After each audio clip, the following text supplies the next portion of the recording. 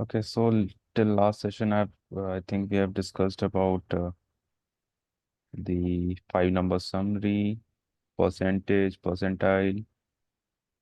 Okay, so maybe today we will try to go through few topics. First will be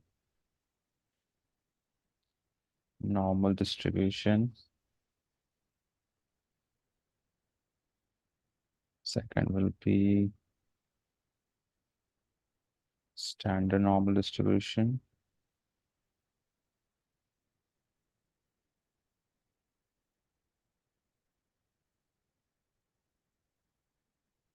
Then we will try to understand features, scaling techniques.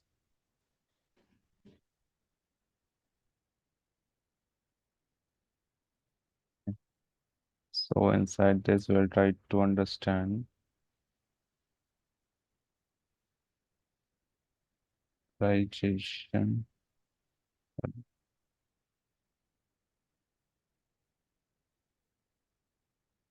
normalization,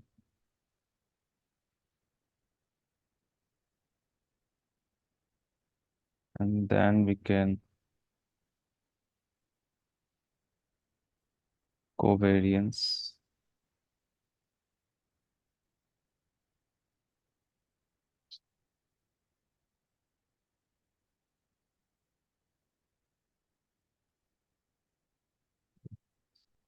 correlation,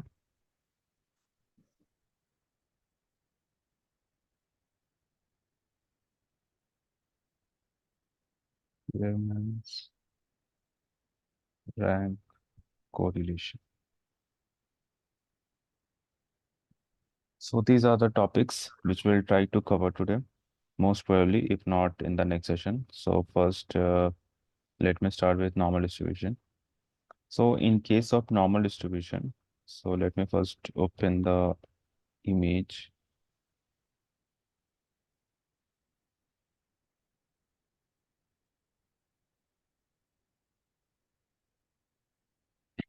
Okay, so you can see this is the image of normal distribution. So in case of normal distribution, we have something called as, let me write it.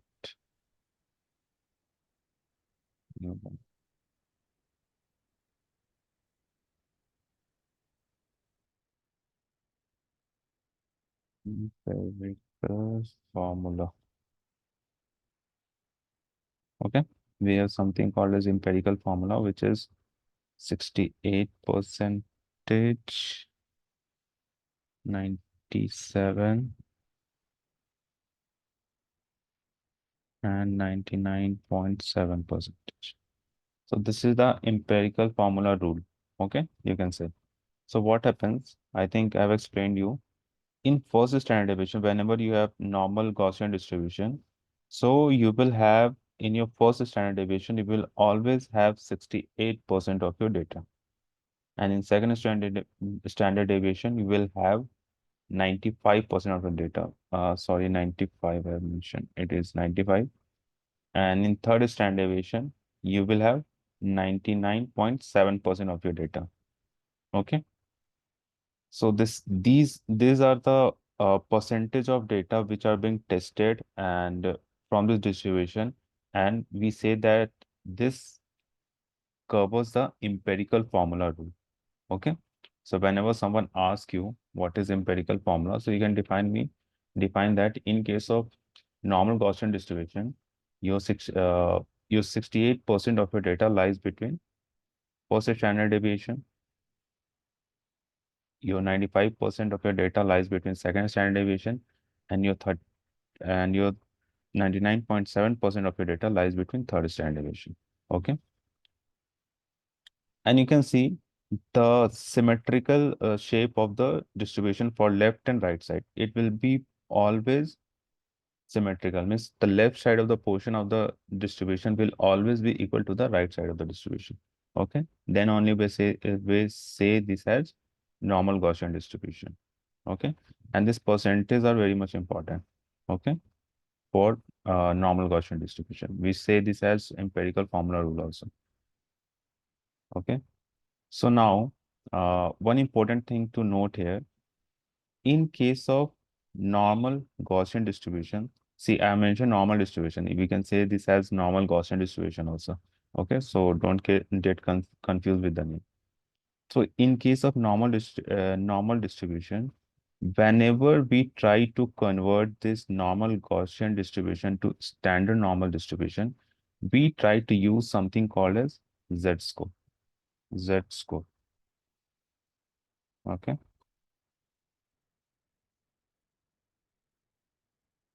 Okay.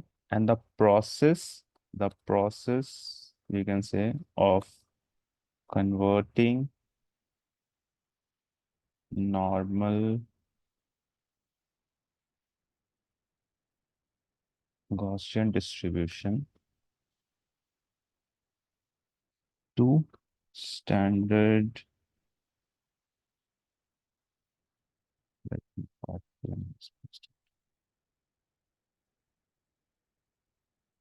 is called standardization. Okay. And the formula for, so how we try to convert normal Gaussian distribution to standard normal distribution with the help of Z-score. Okay. And the formula for Z-score is x minus mu divided by sigma or standard deviation. You can say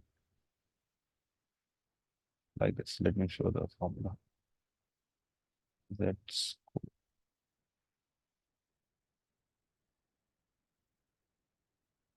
score.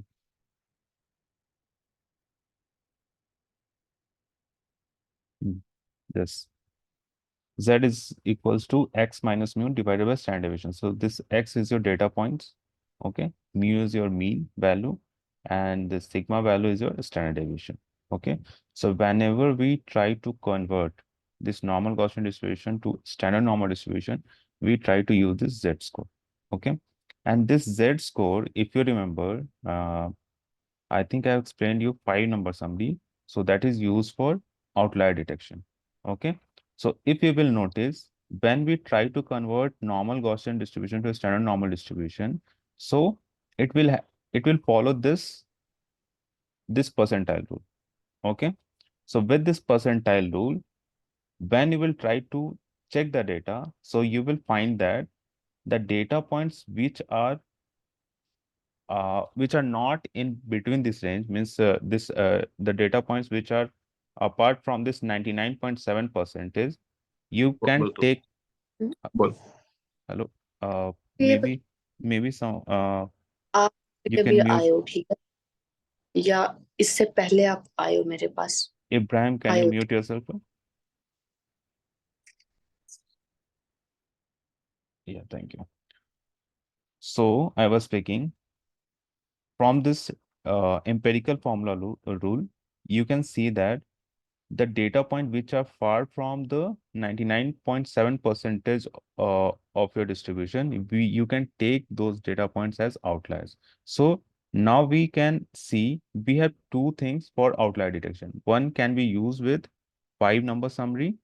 Okay, with the 5-number summary, that is interquartile range. With the help of that also, you can try to check the outliers. And with the help of Z-score also, you can check the outliers. Okay. So with these both things can help you in getting in detection of outliers. Why? Because this follows this percentage rule. 68%, 95%, and 99.7%. So when you will try to check with the help of this distribution, with the help of Z-score, you can easily find whatever data points which are very much high or low, that will be taken as outliers. So maybe I can show you with the code also, that will be more clearer. It will become more clear. Okay. So you can see. So these are the three packages I'm using: NumPy, Matplotlib, and yeah, both these two only, NumPy and Matplotlib. So say this is my data points. Okay. I've taken this distribution. So you can see there are some few values we have very large, 11, 10, 12, 14, like 102, 107, 108. Okay, so these are the values which are very large apart from the other values. So when you will try to plot, I'm plotting a histogram for this data set. So you can see the distribution, the range, the value, normal values which are ranging between, you can see from 0 to 13. But the value which are much higher, you can see it is being getting plotted separately. Okay, like this. So we can, from the visualization, we can understand that these are the values which are outliers. Are you able to say this?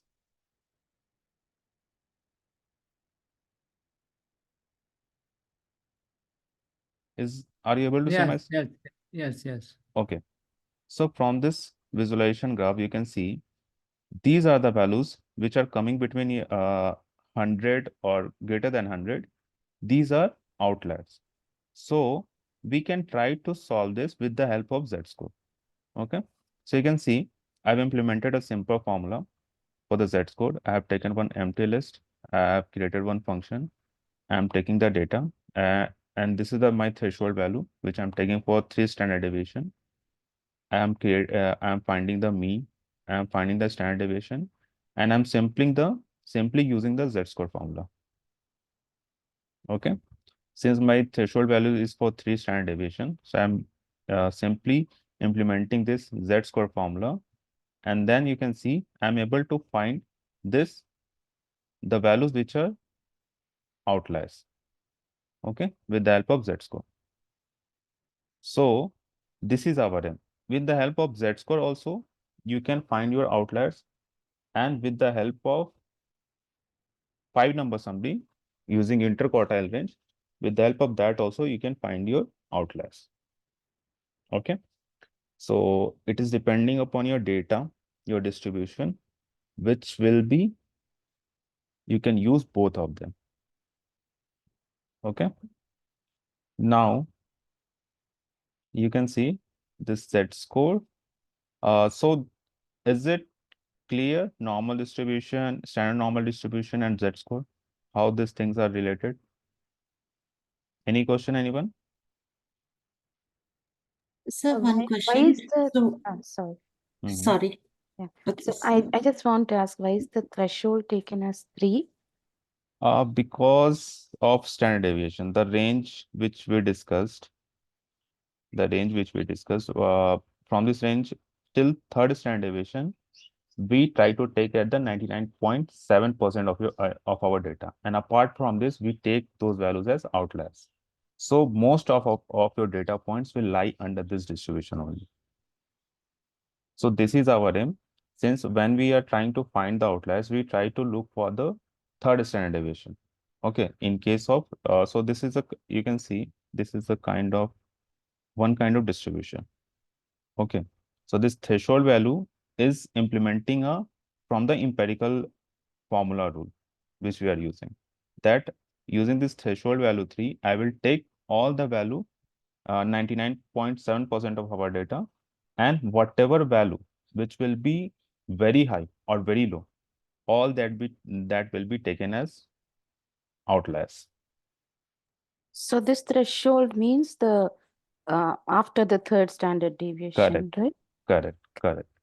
Got it. Yeah, thank you. Yes, other members who were asking some question? Yes, sir. Okay. So, standardization is mainly done only to detect outliers? Yes. So detect for outliers means, suppose, see, I will explain one more topic, this feature scaling. Okay, this feature scaling is very much important. So next, I was going to explain this only. So let me try to cover this topic also. It will be more clear to you. Okay. Okay, sir. Thank you. Okay. So I think apart from this, any question?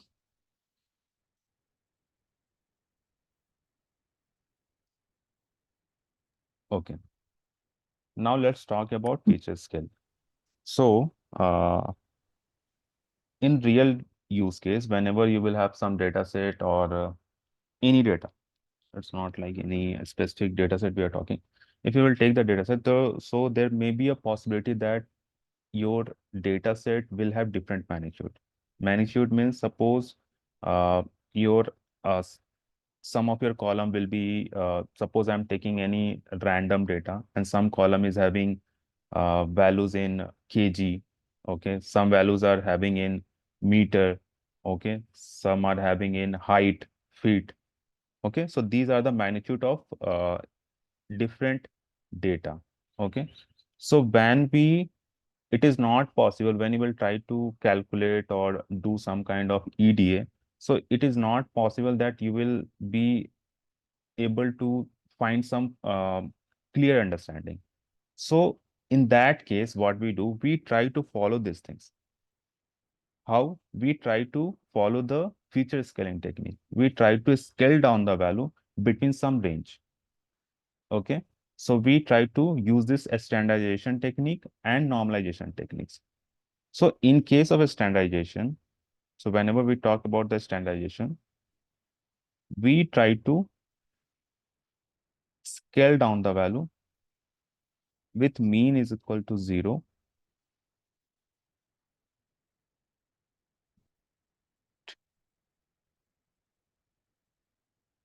with mean equals to 0 and standard deviation equals to 1. Okay. So we try to scale down the value between this range. So when you will try to scale down the value of different magnitude, you will have the some common range. It will be like between either it will be okay. Let me show you. I can show you with example.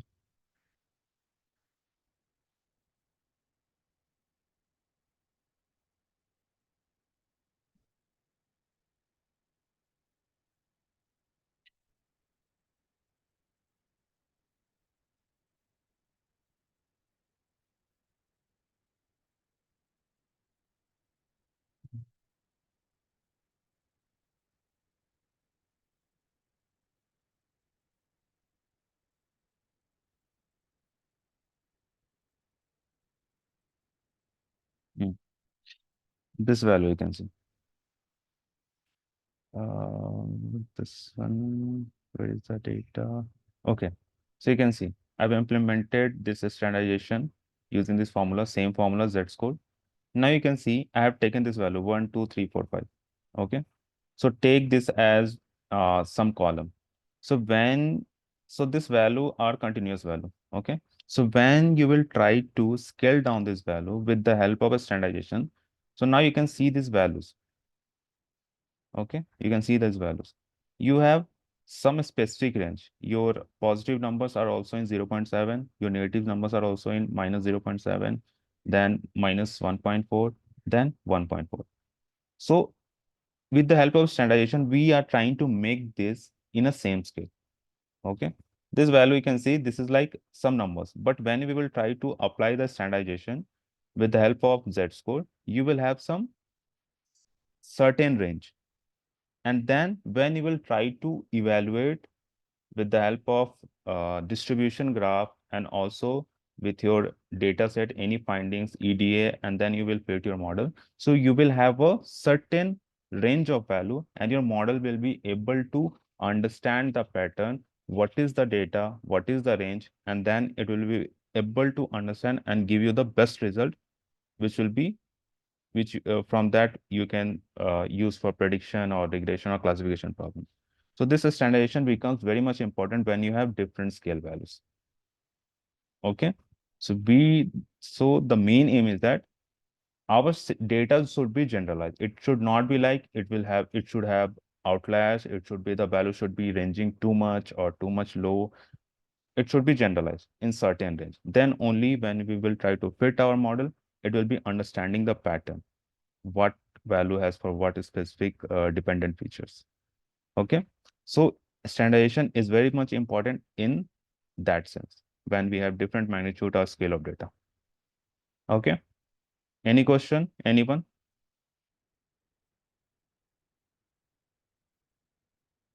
Are you able to see how it is helpful?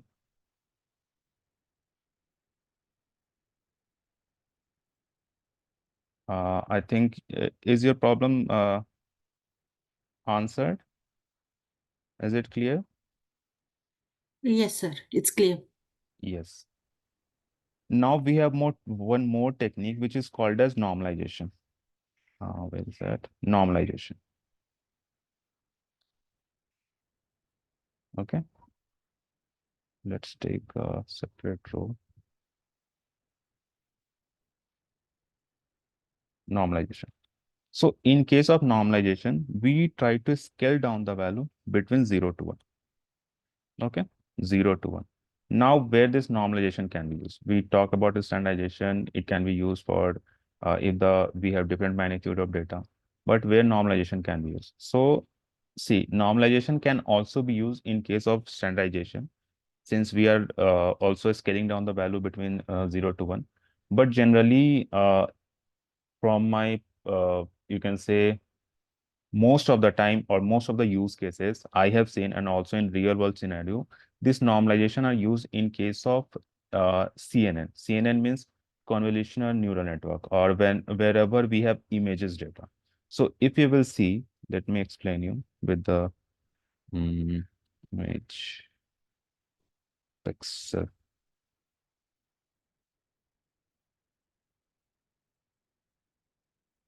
Okay. So can you see this image? This image very much.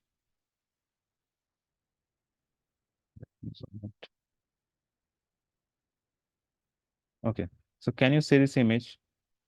What is image? The resolution which you, if you will open in your smartphone also, if you will see the any image resolution, so there are some resolution mentioned 1080 into 1080 or 640 into 640. So that is the resolution size of your image. Okay, so that is nothing. You have pixels.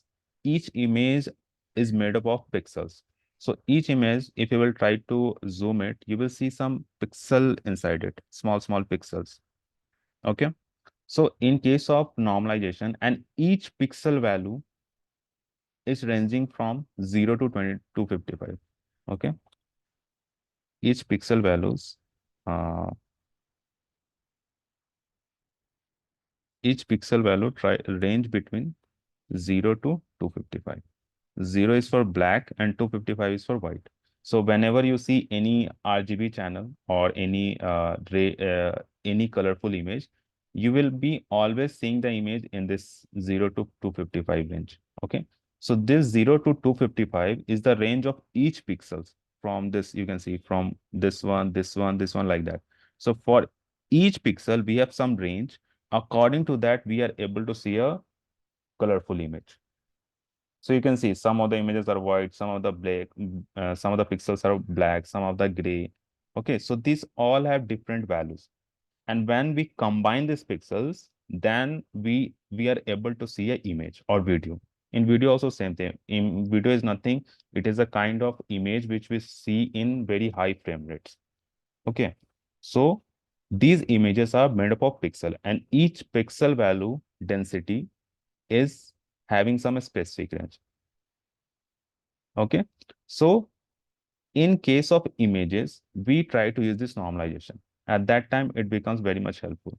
Because we have different range of pixels, so we try to scale down these values, and we try to make this in some common range. Okay, between 0 to 1, what will be the range of these values? So in that case, normalization are used in most of the images data, video data. So in case of CNN, mostly we go with normalization. Okay. Now are you able to clear how standardization and normalization are different? Yes, sir. Okay. But generally, you can try to use this normalization for magnitude data also. But mostly we try to go with in images or video data. Okay. Standardization is the best technique which we try to use in the overall scenario in case of regression data, classification data. Okay. And this normalization we mostly try to use in case of CNN or images kind of data. Okay. So now,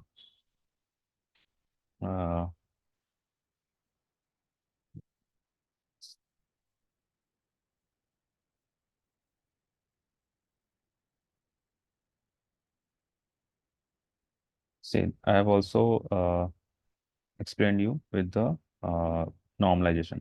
So normalization formula is nothing. You will have some this x minus mean value, okay, your minimum value, and max value minus mean value. So if I will show you the formula for normalization, uh, with normalization.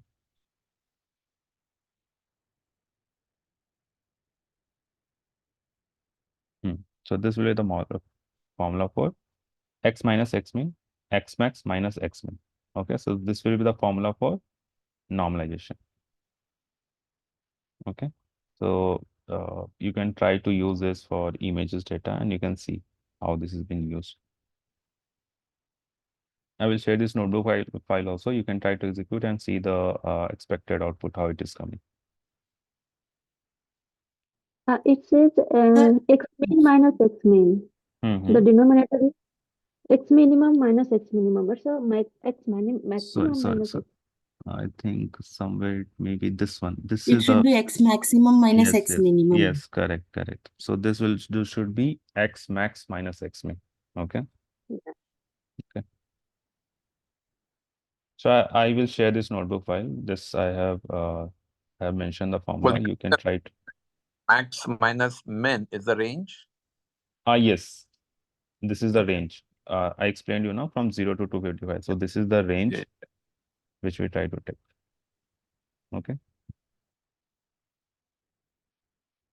Now I think normal distribution, these parts are clear. Okay. Now we have some important topics like covariance, correlation, and Spearman's rank correlation. Okay.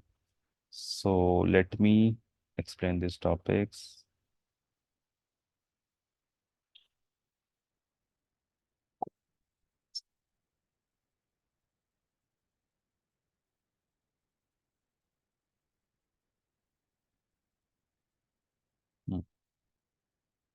So in case of covariance, let's take an example.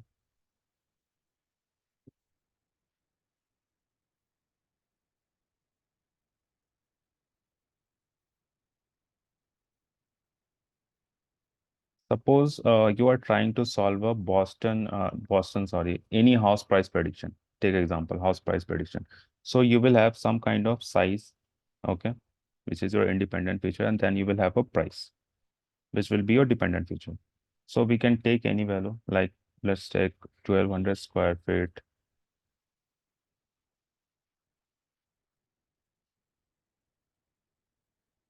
And the value is 100K. Okay. Then we can have 1800 square feet. And the value can be 200. Similarly, take 2000 square feet.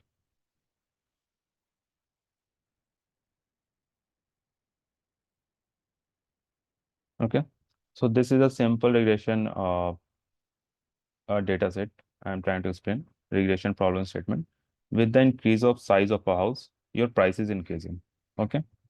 So with this example, you can see whenever the size of the house is increasing, our price is increasing.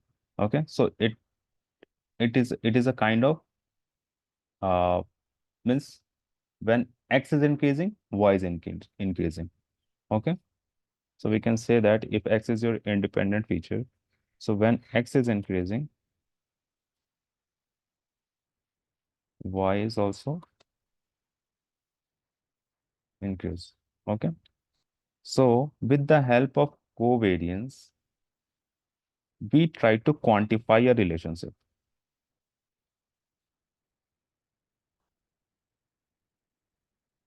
We quantify a relationship between two variables. Okay. Like x, y, here I am taking. X is for size and y is for price. So for quantifying a relationship, we can have multiple possible outcome, like either X is increasing, Y is increasing, X is decreasing, Y is decreasing. So when we have these both cases, when X is increasing, Y is increasing, and X decreases, Y decreases, so we say this as positive covariance. Why? Because it is a kind of linear relationship that X is increasing, Y is also increasing. When X is decreasing, Y is also decreasing. Okay. So we say this as positive covariance. We are quantifying the relationship. Either it is positive or negative. Now, there can be another scenario also, vice versa. When X is increasing,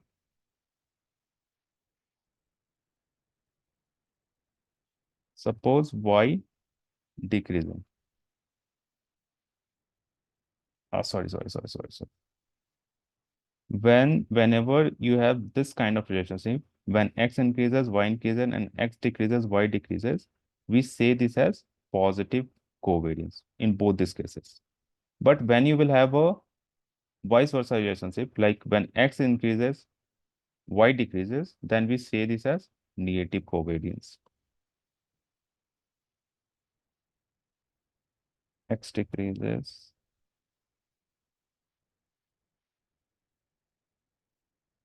Y increases.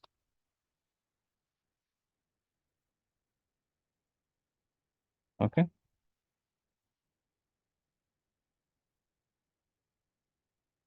So what we are doing here, we are trying to quantify a relationship. Either my relationship is positive or negative. Okay. Are you able to understand how this is happening? We are just trying to quantify a relationship. Okay.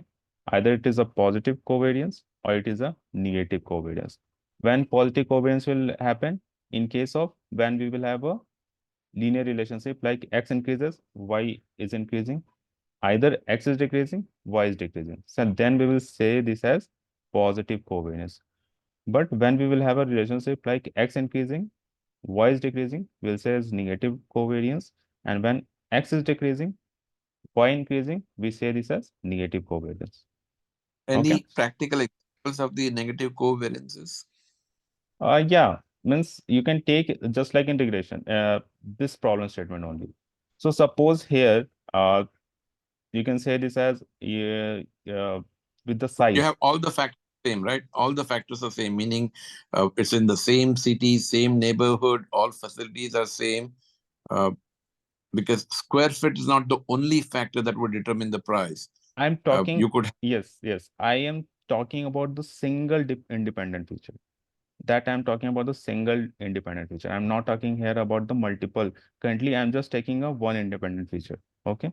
When we will have multiple independent features, in that case, we will try to look for this covariance with each of the independent features. Suppose I have with the size, then again, you will have some area, you will have location. There can be multiple factors. Okay. So in that case, we will try to look for each feature with the dependent feature. Then we will try to quantify either it is giving you the positive or negative covariance. Okay. Now you can see we are just quantifying the relationship, but we are not able to see the any strength. Okay. Strength means some values, means how much it is positive correlated. Okay. Or so how average much, sorry, average per square feet would give us that indication, right? average square feet. So this Per is, square. yes. So this is just, I'm taking one independent feature and I'm just talking like a single independent feature. I'm relating with the single dependent feature. Okay. So when we will have multiple independent feature, we will try to calculate this covariance with each of the independent feature to the dependent feature. Okay. So I'll follow. yeah. So in case of covariance, you can observe that we are just quantifying the relationship like positive or negative, but we are not able to see how much it is positive or how much it is negative. Okay. So this is the demerit we have in case of covariance. That's why the concept came for correlation, which is known as Pearson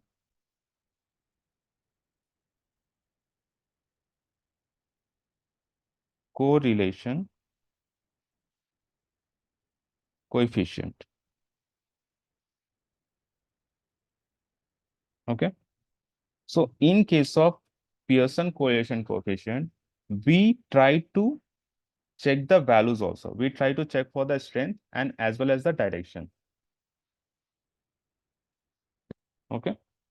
Now, if you will try to see, let's go through the Wikipedia page.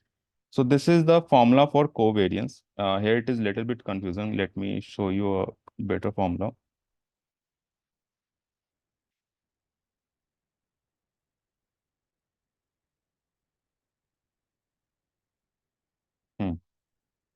This is the formula for covariance. Let me show a good one. This one. This one.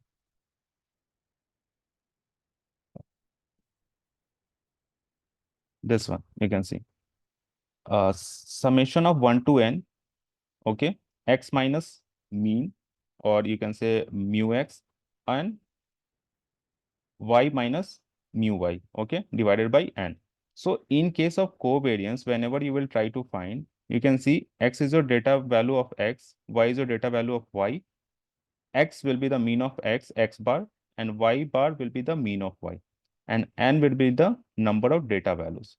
Okay, so this will be the formula for your covariance, which is same written here, but it is little bit confusing here. If you will see covariance of x comma y, summation 1 by n, x minus mu x, here it is written ex, and y minus ey.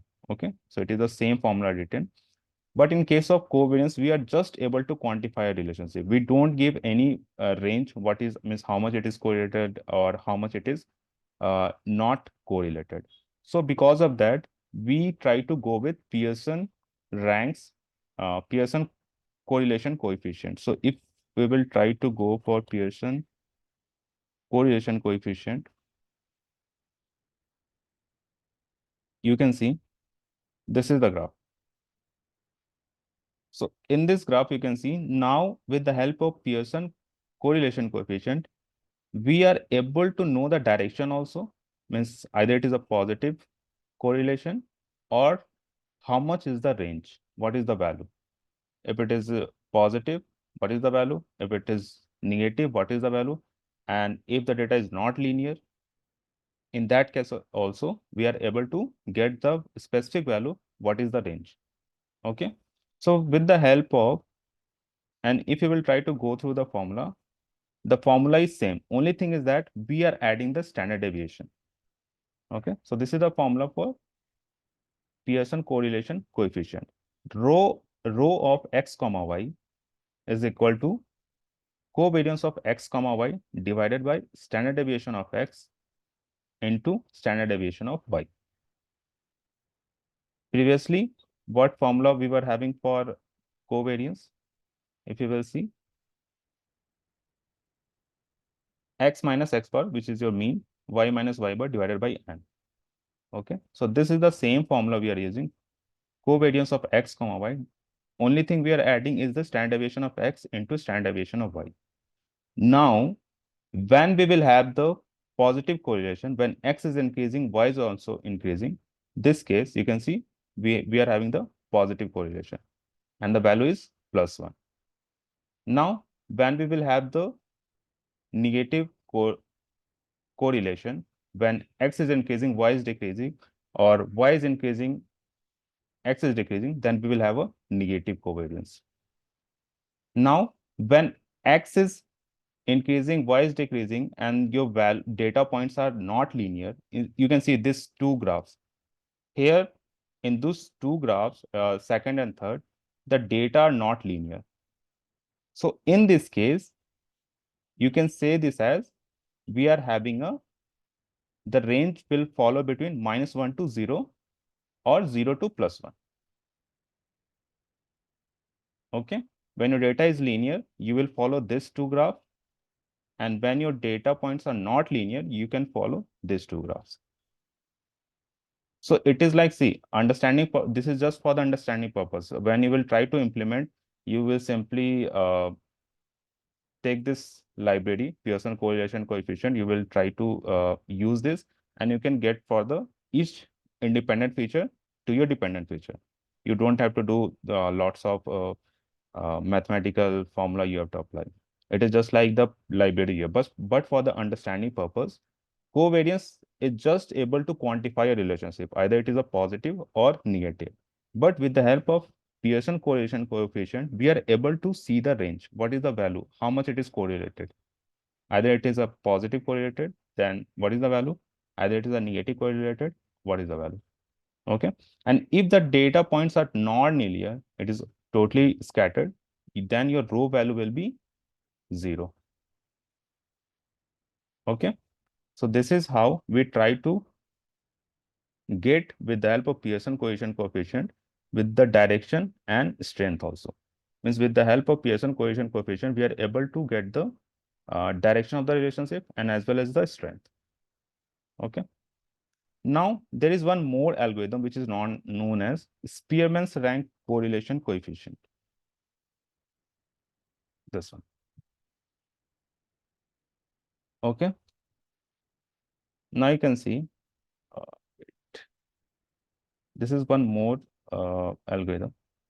So in case of Spearman's rank correlation coefficient, the only thing is that it works well for the non-linear data. Okay, non-linear data. So non-linear data means you can see we have this graph you can see. So when we will have this kind of scattered data, so you can see at some point the value is increasing, but it is increasing very minute, very less. So in that case, Pearson correlation coefficient try to give you the value just for the means it will not give you the exact value, but with the help of Spearman's rank correlation, it tries to give you the exact means how much it is increasing and how much it is not increasing. So with the help of Spearman's rank correlation, it is the upgraded version of Pearson correlation for the non-linear data. So with the formula you can see here we are taking the same formula. You can see just remove this R. If you will observe, the formula is same just like Pearson correlation coefficient. Covariance of X, covariance of Y divided by standard deviation of X into standard deviation of Y. But the thing is here, we have added rank. Rho of rank of X, rank of Y equals to covariance of rank of X, rank of Y divided by standard deviation of rank of X multiplied by rank of Y. Okay. So if we will try to understand this formula in detail, so let me show you one example. Very good example is mentioned in the Wikipedia page itself. You can see this is one example. In this example, the arbitrary raw data in the table below is used to calculate the correlation between the IQ of a person with the number of hours spent in front of TV. Okay. So this is the IQ of a person, and depending upon that means how much a person is watching for how many hours TV per week. So this is the IQ it is mentioned. So now, first what we will do, we will try to sort this in ascending order. So this data has been sorted in ascending order, 86, 97, 99, like that.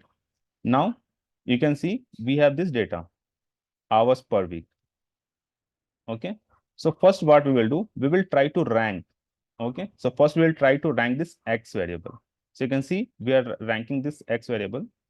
So 86 is the lowest. So rank 1, rank 2, like that we have given the rank from 1 to 10 for this X variable.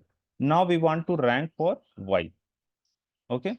So this for 86, what is the rank? 1.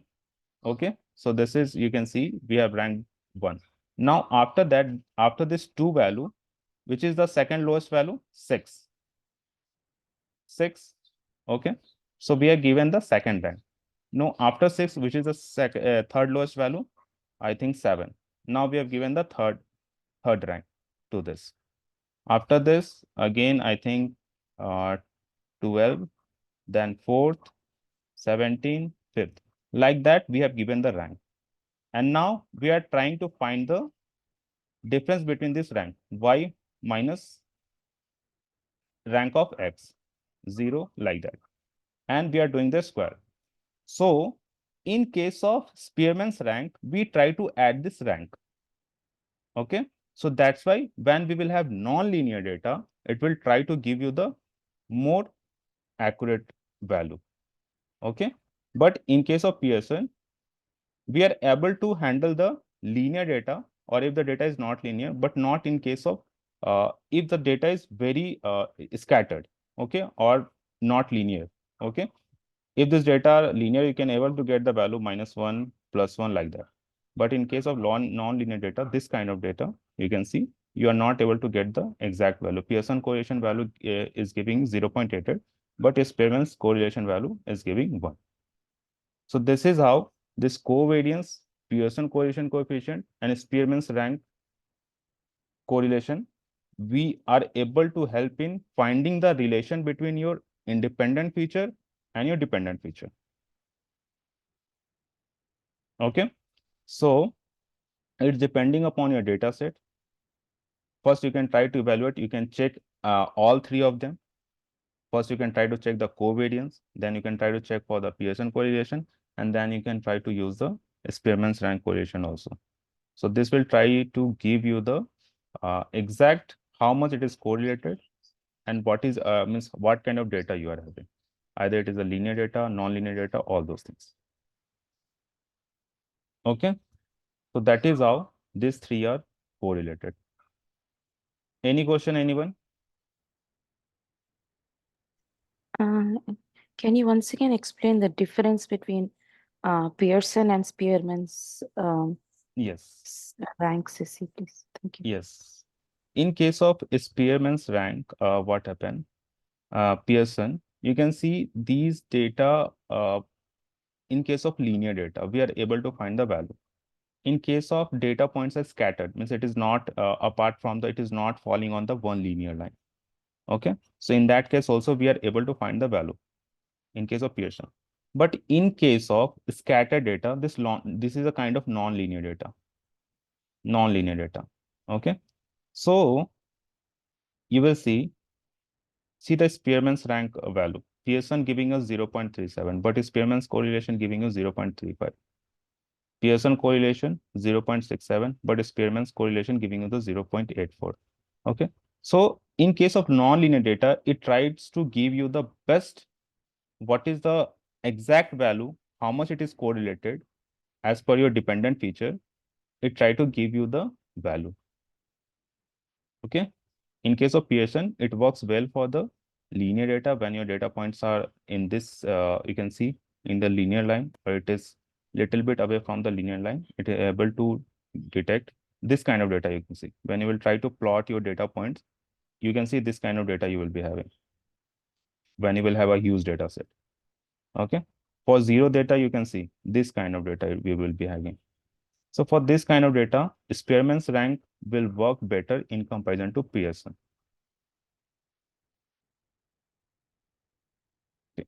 Okay. Yeah, thank you. Sir, one question. So in real time, when data is given, so first we plot the graph and then decide if it is linear or non-linear, and then we can use this formula, right, sir? Yes, you can try to suppose you have multiple features. So you can try to evaluate for each feature wise what is the covariance, correlation, and Spearman's rank. Okay, and then you can observe what is the means how your data is getting scattered. You can plot the scatter plot. There are multiple plots, like scatter plot is there with X feature. Suppose in independent features, you have multiple independent feature. So with the help of scatter plot, with each independent feature, for your Y dependent feature, you can try to check the plot, how the data is getting scattered, what is the pattern of your data. And then you can try to calculate this covariance, Pearson correlation, and Spearman's rank correlation. So that will make you understand, okay, here I'm able to get the positive correlation, or negative correlation, what is the range, all those things. Okay. Okay. Maybe I will share the notebook file also. I have some So the examples. Pearson and Spearman, they detect the outliers too, right? No, this is for checking the correlation between your independent feature and your dependent feature. Okay. After all those normalization and scaling, you try to take the you try to check for the relationship between your independent and dependent feature. Just like I think just now Ibrahim has mentioned, means suppose you are solving a house price prediction. So you can have multiple features, like you can have one feature like location, you can have size of the house, you can have how much rooms are available in the particular house. Okay, so all those things will be your independent feature and your price will be your dependent feature. So which features are impacting more for your dependent feature? You can try to find with the help of covariance, correlation, and Spearman's rank. Okay. Yeah. Sir, one more question, sir. Like in Pearson's correlation coefficient, you said that we check strength and direction. So Yes, direction means like either it's positive or negative direction. But correct. by strength, do we mean where most of the data points are located? Value, this value. Strength means value. If you will have this Okay. linear data, you will have -1 value. So basically, we will get the values. Okay, we will not get any like any random number. You will get these values, and from these values, you will try to understand what kind of data I am having.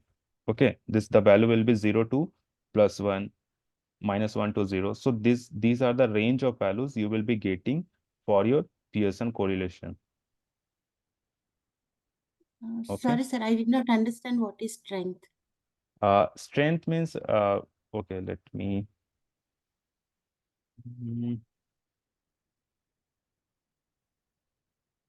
think.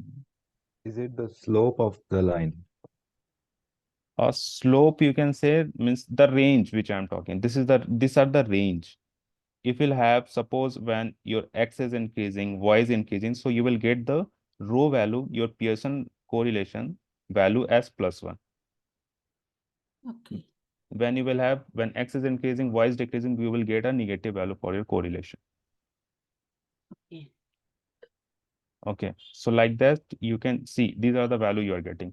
1 for this linear data, 0.8 for this, 0.4 for this, 0 for this since it is scattered, -4 for this. You can see that alignment, okay, when your data is scattered. Okay, so this will give you these values.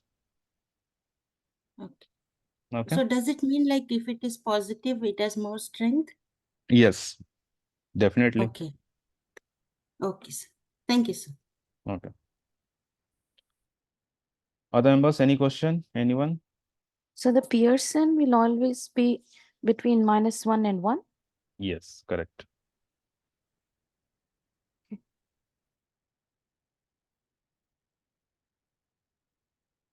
See, there are some details things are available in this Wikipedia page. It is mentioned very properly. So if you want, you can go through. Otherwise, means it will be very much good for you because it is mentioned very properly. It is not possible I will read each line, but most of the thing, how the formula it is getting different, what are the basic assumption or how it is different from the other, that I have explained you. But in detail, you can try to go through this and you can also try to, I will share you the notebook file, you can try to execute and try to see the difference. Okay. From the data set part, try to take some data set, try to find the relationship between your independent feature, your dependent feature. Just now I've explained you one use case for the house price prediction. Maybe you can try to look for any data set and you can try to find. You will be able to understand. Okay. Any question? No, sir. Okay. So I think these topics are clear. So I will share the notebook file, try to execute and try to see if you're able to understand. I will keep this much only for today. Maybe from next session, I will try to start with machine learning. So now we will try to go for the machine learning part. We'll try to start with NumPy and Pandas. So try to revise all the topics till now we have discussed, from population, sample, variance, standard deviation, so that whenever when we will try to discuss the machine learning topics, it becomes easier to relate with the statistics topics. Okay. Clear, everyone? Yeah. Yes. Yes, sir. Okay. Sorry, you had mentioned something earlier. I was just away for a glass of water. I heard my name was mentioned. Yes, yes. So actually, I was saying that I think you have shared me the code text file for your whatever problem statement you were solving. So maybe if it is possible, you can share me the Python file, because from the text file, it is not properly, and I'm not able to understand means what code you are executing, because there are multiple print statements. So if you will share me the Python file, so from that, and if you will mention the comment at a specific line where you are not able to understand or finding any issues, so it will be understood for me also that what is the specific problem you are getting. No, I had code was working, everything was working. I had a very specific question about the overall picture, which I had stated right on the top. What was the question? Basically, it was about transfer of data from function to the main body. And I figured it out. In the second part that I sent later, I showed that it was figured out. Only other question is left is how to make the code secret. How to, and that if you see the notes I send, you will be able to see that easily. If you don't want others to see your code, what do you do? Others to see your code means others to see. Users or general users. See, like bank people, they don't want to see you don't want the clients to see your code. You want them to see the result. So how do you hide the code? Okay. So in that case, maybe you can plot the simple visualization. Means if you don't want to show the code, so we have several visualization tool where, see, this is the simple visualization I have shown you. This, wait. This kind of visualization. This is just a rough one. But if you will have the Seaborn, and there are multiple visualization like Plotly, so these tools help you to create a very good 3D kind of graphs. So with the help of Matplotlib, Seaborn, you can try to mention your X label, your Y label, your graph name, all those things, so that whenever you are explaining, you can explain from this graph only, instead of showing the code or explaining through the code what you have implemented. So whenever you are explaining to the non-technical person or you don't want to show, in that case, your visualization tool help you a lot to make them understand whatever you are executed or you want to show. Okay. Not exactly, but anyway, we'll discuss that later. Okay. Okay, no. Okay. Other members, any question? Yes, sir, one question. Like, if we have any questions, where do we send? Like in WhatsApp? You can share me in personal, no issues. Can you share your email, sir? In the WhatsApp only. My number is there, no? You can share me. Okay. Just mention your name. Maybe your number will be not saved. So you can mention your name and you can share me your notebook file, whatever you are executing. Okay, sir. Thank you. Any question, anyone? Yeah. Can you tell about like p-value or null hypothesis? These are a little bit confusing. Okay, hypothesis. Yeah. P-value. Okay. Yeah, okay. Yeah, if you want, I will try to cover. So, see, first, because we have completed this differential stat, so from the machine learning part, it is very much important. So maybe I will try to cover that one. So if you want, maybe I will take one extra class for that hypothesis testing, and maybe I can explain you. Okay. Yeah. Okay. Yes. Thank you. Okay. Other members, any question?